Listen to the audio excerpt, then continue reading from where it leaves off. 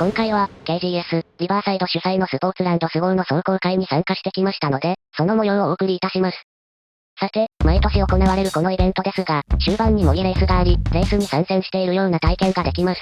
参加者は全員計測器をつけ、その順位で、スターティンググリッドを決めるという形です。そういうところがサバイバルな感じで、魅力的なんですよね。話は変わりますが皆様は、最近いかがお過ごしでしょうか？コロナによるステイホームで体重が増加している方が多いとか。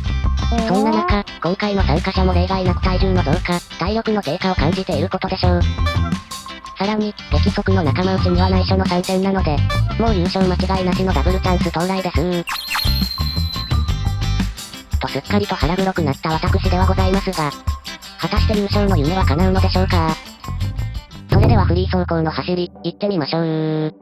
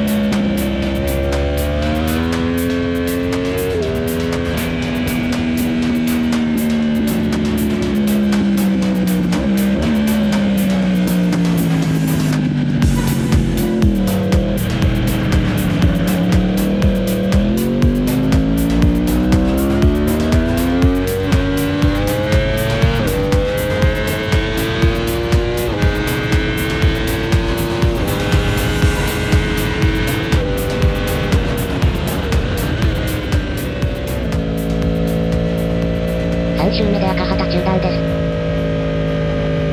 タイム的にはどうだったかな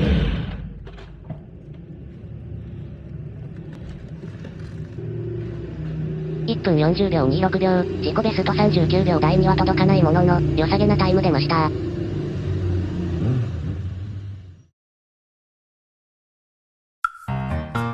実は、打ち明けねばなりません。先ほどの絵面。実は自分のことでやんす。つなぎはキツキツ、息はキレキレ。模擬レースの5周を走り切れるかどうか。やれるところまでは頑張る。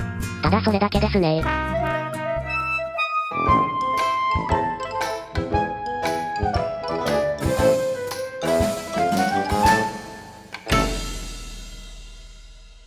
それでは、模擬レースの模様、行ってみましょう。